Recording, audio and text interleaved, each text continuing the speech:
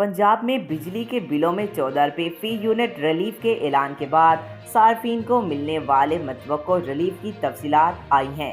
Media reports के मुताबिक इस वक्त 500 यूनिट्स तक का बुनियादी टैरिफ रेट 37 से 38 रुपये फी यूनिट है। 14 रुपये रिलीफ मिलने से यूनिट 24 रुपये का हो जाएगा।